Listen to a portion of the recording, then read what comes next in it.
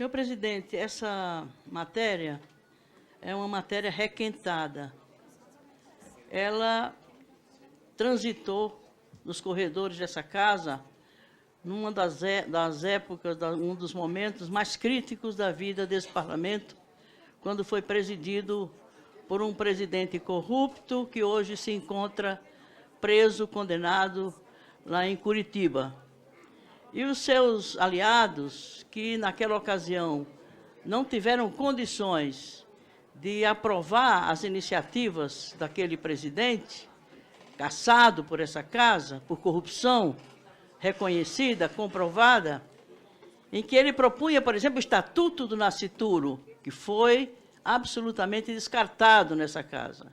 Ele propôs a Bolsa Estupro, ou seja, a mulher vítima de estupro, que aceitasse ter o filho, receberia uma bolsa para esse filho até os 18 anos, e abrindo a possibilidade do pai que cometeu o estupro exercer a sua paternidade junto a esse filho, pretenso filho, fruto de um estupro. São coisas dessa ordem que estão sendo reeditadas da forma fraudulenta nessa proposta de emenda constitucional. Ela veio como uma forma de gambiarra, uma forma de algo que não se coaduna com o tratamento transparente, ético e de normalidade da vida parlamentar.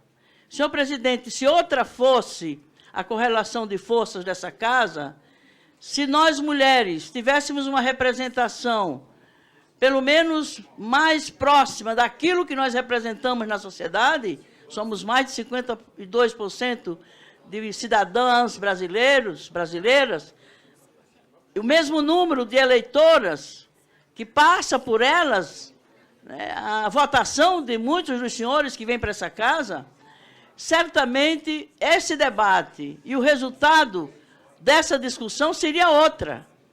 Porque, como diz a Michelle Bachelet, a presidente do Chile, ela diz, quando a mulher entra na política, a mulher se transforma.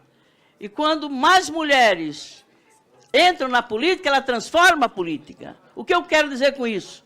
Se outra fosse a representação feminina nessa casa, não seria submetido ao machismo, ao autoritarismo, à desconsideração, à prepotência machista que os senhores estão exercendo nesse caso aqui, nessa comissão, e permanentemente nessa casa e na sociedade. Isso se trata de uma luta ideológica, de uma luta cultural, uma luta de concepções de valores que precisa um dia ser travada em nossa sociedade, em nosso país.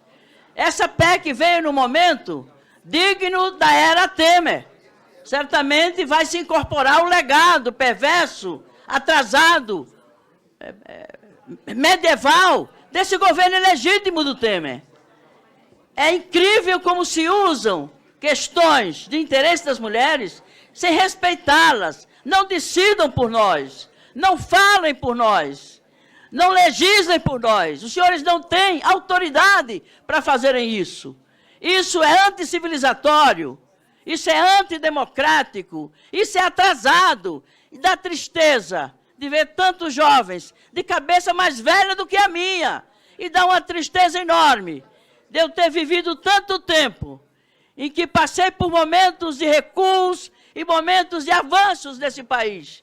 E chegar a esse momento e ver tantos jovens que não renovam a política, lamentavelmente, e tratam as mulheres da mesma forma que as mulheres do passado foram tratadas pelos coronéis, pelos pretensos donos delas.